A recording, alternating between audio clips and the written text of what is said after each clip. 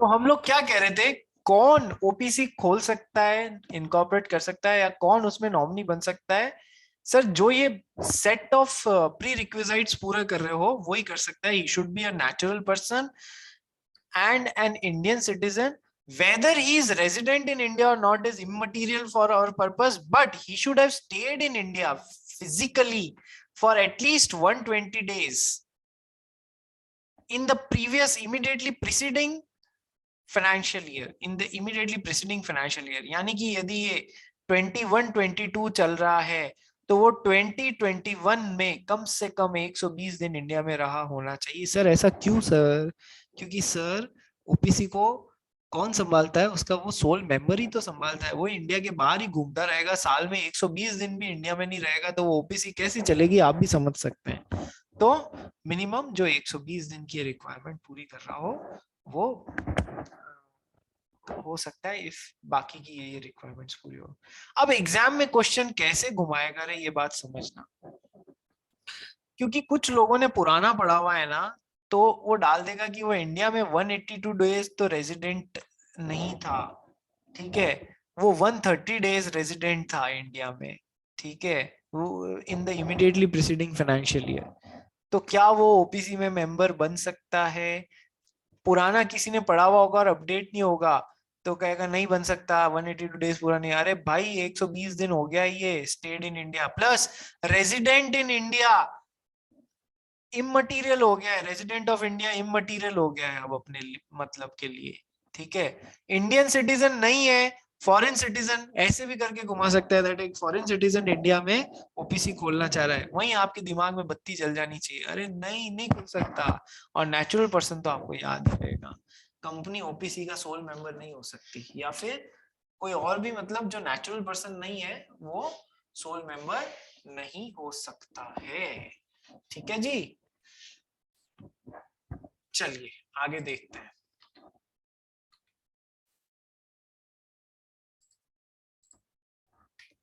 ठीक है, वही ओपीसी का ये पैराग्राफ ध्यान रखना भाई, बहुत ये सारे जो ये सिग्निफिकेंट पॉइंट्स है ना, ये सारे आपको ध्यान होने चाहिए.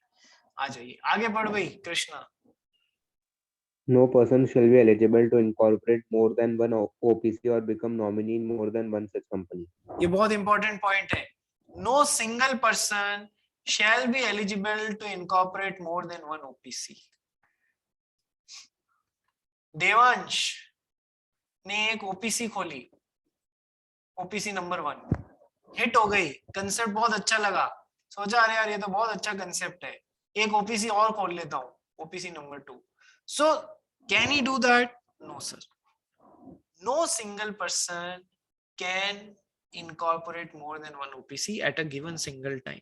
ठीक है, तो वो एक से ज्यादा ओपीसी न खोल सकता है. बोलो ये पहली बात क्लियर हुई? यस सर बोलो, जल्दी बोलो. हाँ किसको डाउट है? मानस बोल भाई. ओपीसी बंद हो गए उसके बाद तो खोल सकता है ना वापस नई नहीं, दूसरी. अपन हाँ बिल्कुल खोल सकता है. अपन तो eight a given point in time, क्या देवांश दोनों हाथ में लड्डू रख सकता है क्या कि मैं 2 ओपीसी एक साथ खोलूंगा? ऐसा नहीं कर सकता ना. ठीक है मानस. और अगर हाँ उसको सर. नॉमिनी में मिली हो, मतलब वो कोई दूसरे ओपीसी का नॉमिनी अभी और वो अभी जो अभी मैंने पूरा नहीं समझाया है मोहित, अभी मैंने पूरा नहीं समझाया. अभी मैंने 3 बातों में से एक ही बात समझाई है. तो जब मैं तीनों बात समझा लूं ना, फिर भी डाउट हो तो वापस क्वेश्चन पूछना बेटा. ठीक है हाँ सर. चलो. तो at a given point in time no person can incorporate parallel, मतलब एक साथ 2 ओपीसी लेके नहीं दौड़ सकता है, 2 नावों की सवारी नहीं कर सकता है. सेकंड पॉइंट इस लाइन का क्या मतलब है, वापस लाइन को पढ़िए. No person shall be eligible to incorporate more than one OPC. एक साथ 2 ओपीसी नहीं खोल सकता है. और become nominee in more than one such company. Sir Devansh natural person है? हाँ सर. देवांश जो है वो इंडियन सिटीजन है? हाँ सर. देवांश रेजिडेंट है या नहीं इससे हमें कोई मतलब नहीं है. देवांश पिछले फाइनेंशियल ईयर में 120 दिन मिनिमम इंडिया में रह चुका है। देखो वापस ध्यान से पढ़ो, 120 days, not less than 120 days, यानी कि मिनिमम 120 और मोर। तो यदि कोई एग्जैक्टली 120 डेज भी इंडिया में रहा है ना, तो भी वो एलिजिबल है, क्योंकि नॉट लेस देन है। 119 दिन है तो आप एलिजिबल नहीं हो, 120 दिन भी है, ये मत लिखना more than 120 days. Not less than 120 days का मतलब है 120 दिन भी चलेगा, इससे कम ना होने चाहिए, ठीक है। तो अब देवांश 120 दिन या उससे अधिक इंडिया में रहा है, हाँ सर रहा है, तो he is eligible to incorporate an OPC, become a member of OPC और नॉमिनी ऑफ ओपीसी, दोनों के लिए ये है। तो एक तो ये हो गया। दूसरा, अब देवांश को मान लो, ये पहला सीन भूल जाओ, देवांश है ना नॉमिनी बनना चाहता है किसी कंपनी में, तो क्या वो एक कंपनी में नॉमिनी बन सकता है? हाँ सर। अभी ये पहला वाला सीन भूल जाना कि उसने कोई ओपीसी इनकॉर्पोरेट करी है। देवांश नाम का आदमी ओपीसी नंबर 1 में नॉमिनी बनना चाहता है सर, और कोई उसमें नॉमिनी नहीं है ये ओपीसी में, तो सर बन सकता है। पैरेलली ये ओपीसी नंबर 2 में भी नॉमिनी बनना चाहता है, तो क्या ये बन सकता है? नहीं सर। जो बात हमने यहाँ ऊपर पढ़ी ना, वही एज इट इज यहाँ पर भी एप्लीकेबल होगी, that no person shall be eligible to incorporate more than one OPC or become nominee in more than one such OPC। ठीक है, एक से ज्यादा ओपीसी में वो नॉमिनी नहीं बन सकता है, एक बार में एक ओपीसी में ही नॉमिनी बन सकता है। बोलो सर, ये सेकंड पॉइंट क्लियर हुआ या नहीं हुआ? बोलो। Yes sir. ठीक है। अब तीसरी बात जो साइलेंट है, इधर लिखी हुई नहीं है, लेकिन जो हमें समझने की जरूरत है, इसी लाइन से तीसरी बात जो लिखी हुई नहीं है लेकिन समझने की जरूरत है, no person shall be eligible to incorporate more than one OPC और become nominee in more than one such company. अब देवांश नाम का एक आदमी है, ठीक है, तीसरी सिचुएशन समझा रहा हूं, मोहित ध्यान से सुनना। देवांश नाम का एक आदमी है, वो एक बार में एक से ज्यादा ओपीसी नहीं खोल सकता, तो इसने एक ओपीसी खोली, इसका सोल मेंबर है ये, ठीक है। और फिर दूसरे पॉइंट नंबर 2 में क्या पढ़ा था? एक बार में एक से ज्यादा ओपीसी में कोई नॉमिनी नहीं बन सकता। देवांश का एक फ्रेंड आया, जिग्नेश। जिग्नेश ने देवांश को बोला, यार मैं भी एक ओपीसी खोल रहा हूं, क्या तू मेरी ओपीसी में नॉमिनी बनेगा? देवांश ने कहा, हाँ मैं नॉमिनी बन सकता हूं, मैं बन जाता हूं, ठीक है। देवांश इस कंपनी में ओपीसी में तो मेंबर बन गया और इस सेकंड ओपीसी में नॉमिनी बन गया। क्या ये पॉसिबल है या नहीं है? बताओ, तुम्हारा दिमाग क्या बोलता है?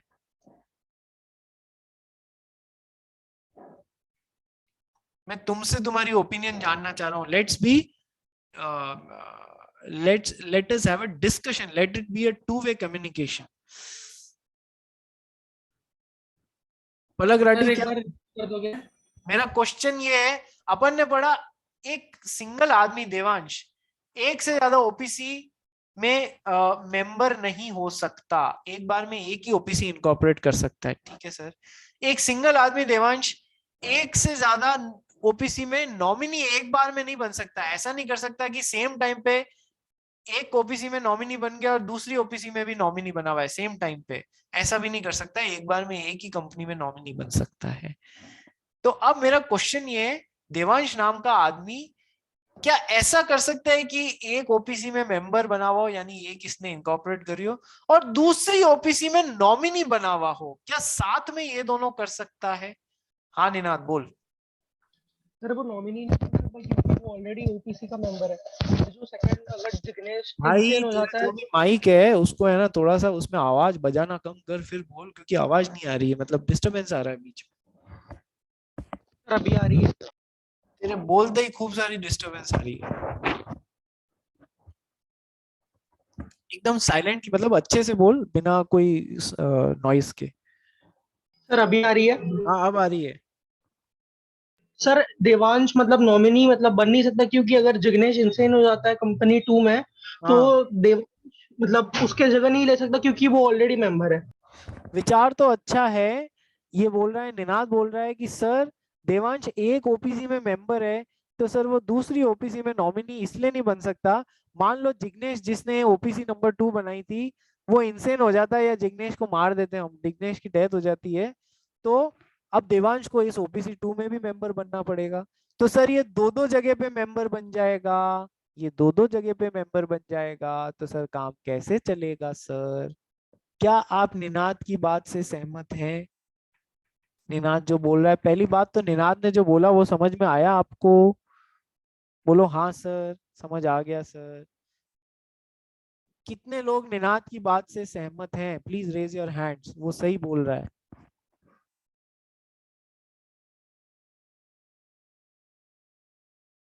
बस 3 जने, 4 जने?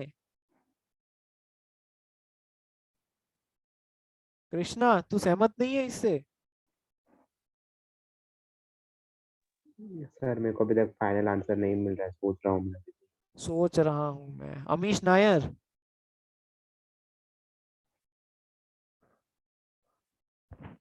हाँ सर। चलो, for your information let me tell you something. Ninad का आंसर सही नहीं है, समझो। पहला पॉइंट बोल रहा है एक बंदा eight a given point in time एक से ज्यादा ओपीसी इनकॉर्पोरेट नहीं कर सकता है, एक से ज्यादा ओपीसी में मेंबर नहीं हो सकता है। दूसरा पॉइंट बोल रहा है कि एक बंदा eight a given point in time एक से ज्यादा ओपीसी में नॉमिनी नहीं बन सकता है, यानी कि ऐसा भी नहीं हो सकता। लेकिन इसका छुपा हुआ मतलब देखें तो Devansh at the same time points 1 और 2 को मिला के देखे ना, तो उसका मतलब ये होता है कि देवांश एक बार में ओपीसी नंबर 1 का इनकॉर्पोरेटर या मेंबर हो सकता है और पैरेलली ओपीसी नंबर 2 का नॉमिनी भी बन सकता है। तो अभी तक मैं कह रहा हूं ये हो सकता है। यदि मैं ये बात कह रहा हूं कि हाँ वो एक साथ एक ओपीसी में मेंबर और दूसरे ओपीसी में नॉमिनी हो सकता है, तो हमने जो लाइन पढ़ी है ये कहीं भी कॉन्ट्राडिक्ट नहीं हो रही है। No person shall be incorporate eligible to incorporate more than 1 OPC. तो सर देवांश ने एक से ज्यादा ओपीसी बनाई भी नहीं और become nominee in more than 1 such company. तो सर देवांश एक से ज्यादा ऐसी कंपनी में नॉमिनी भी नहीं बना, उसने ये पूरी बात बिल्कुल सही सही फॉलो करी। अब आते हैं निनाद की सिचुएशन की तरफ। निनाद बोला कि सर जिग्नेश ने ये सेकंड ओपीसी बनाई थी, जिग्नेश मर गया, तो अब इसको तो ओपीसी नंबर 2 में भी मेंबर बनना पड़ेगा। तो सर ये लाइन कॉन्ट्राडिक्ट हो जाएगी ना? विचार बहुत अच्छा था, लेकिन सर कंपनी लॉ में आपके मॉड्यूल में लिखा हुआ नहीं है, मैं आपको बस आगे की नॉलेज दे रहा हूँ दैट जिस दिन ये सिचुएशन हो गई ओपीसी नंबर 1 में भी देवांश मेंबर और ओपीसी नंबर 2 में जिग्नेश की डेथ हो गई, इस वजह से ये मेंबर बन गया।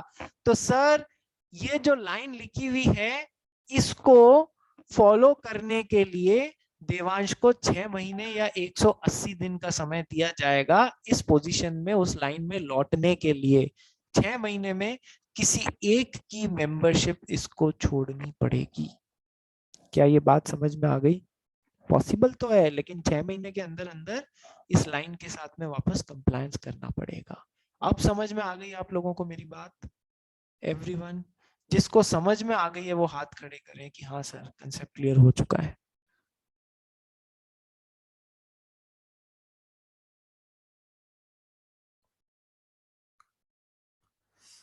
प्रियांशु तेरे को समझ नहीं आया रे? अरे सर रेज हैंड ढूंढ रहा हूँ। रेज हैंड रेज हैंड ढूंढ रहे, समझ में आ गया ना? बस मुझे वही चाहिए। कृष्णा तेरे को नहीं आया? सर आ गया, वो मैंने नीचे कर लिया था। ओके ओके, चलिए। So I am very glad to know that you all have understood this concept. तो एग्जाम में यदि क्वेश्चन घुमाने की कोशिश करें ना कि सर एक बार में एक में ओपीसी में मेंबर है दूसरे में नॉमिनी है, क्या ये सही है या नहीं है, तो घूमना मत रे, बिल्कुल हो सकता है। क्योंकि एक आदमी एक से ज्यादा ओपीसी नहीं खोल सकता है, एक से ज्यादा में नॉमिनी नहीं बन सकता है, लेकिन एक साथ एक में ओपीसी में मेंबर और एक में नॉमिनी हो सकता है। गलती से उसको दूसरी में भी मेंबर बनना पड़ गया नॉमिनी बनने के कारण, तो 6 महीने दिया, 180 दिन मेंशन करना, 180 डेज टाइम पीरियड दिया जाएगा कि बेटा अपनी पोजीशन वापस सही कर ले। Next point no Krishna. Minor shall become No minor shall become member or nominee of the OPC or can hold share with beneficial interest. Sir, minor is minor competent to enter into a contract? No, sir. So he cannot make an OPC. That is, he cannot be a member of the OPC, or he even cannot be a nominee of the OPC, क्योंकि कल को nominee को action में आना पड़ गया, member बनना पड़ गया और वो माइनर है, तो भाई ये बात वैसे ही ब्रीच हो जाएगी कि माइनर ओपीसी का मेंबर नहीं बन सकता। इसलिए माइनर को हमने मना किया है, तो भाई दखल मत दे, ठीक है? Don't interfere into this matter of becoming a member or what should I say, the nominee of the OPC. Next point. Such company cannot be incorporated or converted into a company under Section 8 of the Act, though it may be converted to a private or public companies in certain cases. देखो section 8 company क्या होती है रे, वापस ध्यान से देखना। Section 8 company होती है not for profit company, not for profit company, और जिसे बोलूं कंपनी विद चैरिटेबल पर्पस। कल ही मैंने आपको बताया था दैट कंपनी को चैरिटेबल पर्पस से भी खोला जा सकता है, लेकिन एलएलपी और जो पार्टनरशिप एक्ट 1932 वाली पार्टनरशिप है, ये तो सर बिजनेस करने के लिए ही बने होते हैं एंड टू अर्न प्रॉफिट्स के लिए ही बने होते हैं। एलएलपी और पार्टनरशिप कभी भी चैरिटेबल पर्पस से नहीं खोले जा सकते हैं, ठीक है? चैरिटी करनी है तो या तो तुम खोलो ट्रस्ट, या फिर तुम खोलो सोसाइटी, या फिर तुम खोलो section 8 company under the companies act 2013। Charity करनी है तो भैया ये सब करो, ये फॉर्मेट्स खोलो। चैरिटी नहीं करनी है और धंधा करना है तो या तो तुम एलएलपी खोलो, या तुम पार्टनरशिप खोलो, या फिर रेगुलर कंपनी खोलो, नॉन सेक्शन 8 कंपनी खोलो। बोलो सर समझ में आ गया? हाँ सर। तो अब ओपीसी रेगुलर कंपनी तो खोली जा सकती है for not for profit purpose, that is for section 8 purpose, लेकिन सर ओपीसी जो है ना, उसको तो सोल प्रोप्राइटर जो आदमी खोलने जा रहा था उसको कंपनी फॉर्मेट का बेनिफिट देने के लिए ही खोला गया है, यानी कि बिजनेस को प्रमोट करने के लिए ओपीसी का फॉर्मेट लाया गया है। तो ओपीसी प्लस सेक्शन 8 नाम की कभी भी कोई कंसेप्ट नहीं हो सकता, यानी कि आप ऐसी 1% कंपनी नहीं खोल सकते हो जो चैरिटेबल पर्पस के लिए हो। क्या ये पहली बात समझ में आई आपके? बोलो यस सर, जोर से बोलो यस सर। जय माता दी नहीं, यस सर। चलिए पलक रेड्डी, कोई डाउट है तेरे को? चलिए सेकंड बात। फर्स्ट बात, ओपीसी कभी भी चैरिटेबल पर्पसेस के लिए नहीं खोली जा सकती है, हमेशा फॉर प्रॉफिट ही होगी। दूसरी बात ना, अच्छा पहली बात, ना तो इनिशियली खोली जा सकती है ना बाद में कन्वर्ट करी जा सकती है, ठीक है? लेकिन ओपीसी को regular full fledged private company में या पब्लिक कंपनी में बाद में कन्वर्ट किया जा सकता है। रेगुलर फुल फ्लेजेड कंपनी में या फुल फ्लेजेड प्राइवेट कंपनी में या पब्लिक कंपनी में कन्वर्ट किया जा सकता है। क्या बोल रही है line? Such a company cannot be incorporated और converted into a section 8 company not for profit में, but it may be converted to a private और public companies in certain cases. हाँ वो करी जा सकती है, बिल्कुल कन्वर्ट करी जा सकती है। जिग्नेश सेकंड पॉइंट यही आ रहा था। पहले ओपीसी को पहले अमेंडमेंट से पहले पिछली बार जो एग्जाम देने जा रहे थे, मतलब उनकी भी अमेंडमेंट आया है, तुम लोग को भी बता दे रहा हूँ, पर तुमने पुराना पढ़ा हुआ है इसलिए तुम दोनों को अपडेट कर रहा हूँ, जिग्नेश और मोहित को। पहले ओपीसी यदि फुल फ्लेजेड पब्लिक कंपनी या प्राइवेट कंपनी में कन्वर्ट होना चाहती थी ना, तो या तो वो 2 साल वेट करे इनकॉर्पोरेट होने के बाद में, या तो वो 2 साल वेट करें इनकॉर्पोरेट होने के बाद में, या फिर उनके टर्नओवर या प्रॉफिटेबिलिटी किसी रेशियो में आ जाए, टर्नओवर या फिर पेड अप कैपिटल, सॉरी, ये एक पर्टिकुलर लेवल तक आ जाए, दोनों में से कोई भी एक, तो हम कहते थे 2 साल वेट करने की जरूरत नहीं है, आप ऐसे ही कन्वर्ट हो जाओ। अब ये रिक्वायरमेंट नहीं रही है, अब ये रिक्वायरमेंट नहीं रही है, ये चाहे जब कन्वर्ट हो सकते हैं फुल फ्लेजेड प्राइवेट कंपनी और पब्लिक कंपनी में। आप सभी लोग भी ध्यान रखिएगा, ये रिक्वायरमेंट्स अब नहीं रही है। आपको भी यदि इस तरीके से कंफ्यूज करने की बात करें तो आप कंफ्यूज न होना एग्जाम में, ये रिक्वायरमेंट हटा दी गई है। जिग्नेश और मोहित समझ में आ गया? यस हाँ, सर। ठीक है। आप बाकी लोगों को भी कोई कंफ्यूज करने की कोशिश करें कि खुले हुए 2 साल नहीं है और पब्लिक कंपनी या प्राइवेट कंपनी में कन्वर्ट होना चाह रही है, तो सर ये रिक्वायरमेंट ही हटा दी गई है, मर्जी आए तब कन्वर्ट हो जाओ आप।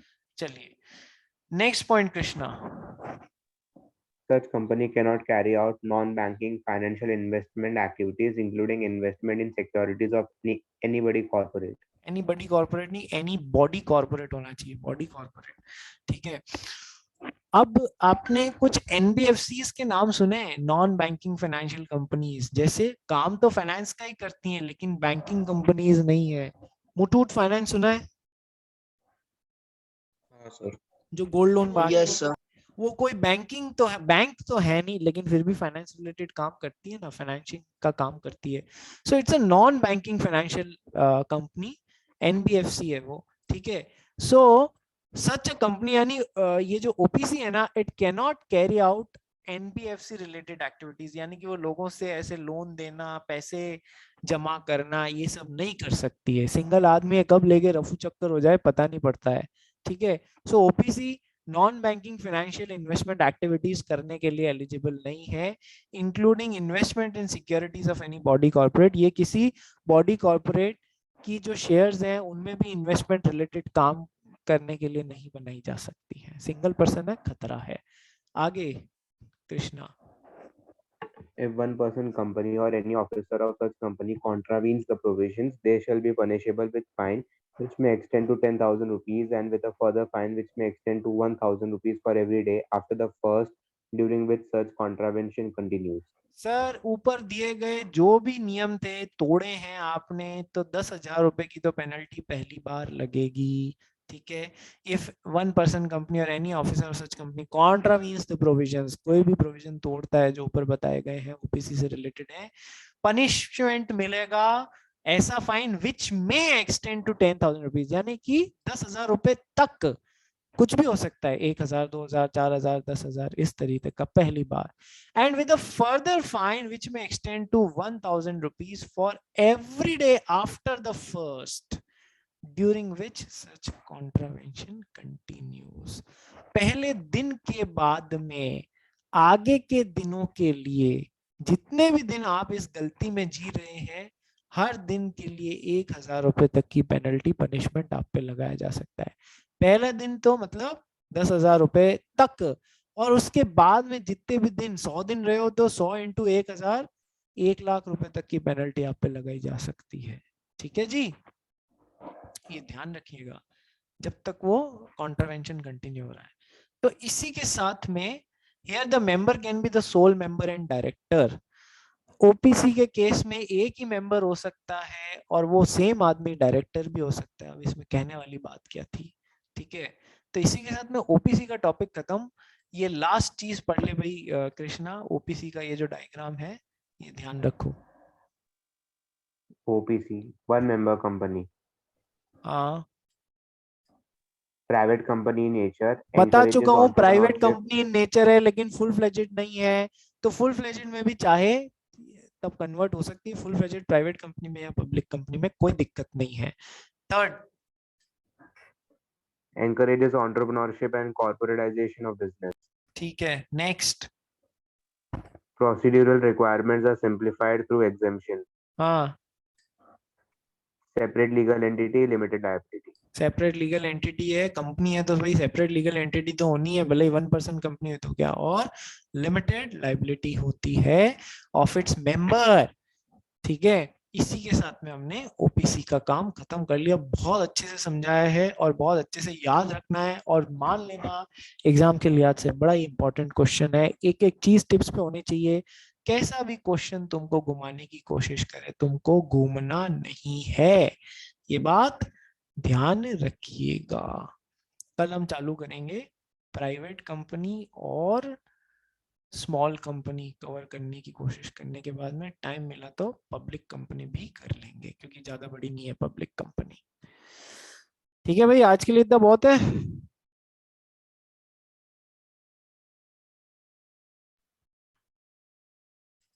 आज के लिए अच्छा मुझे एक बात बताइए, आज कौन 2 जने एब्सेंट है? कल क्लास में 14 जने थे, आज 12 ही जने थे।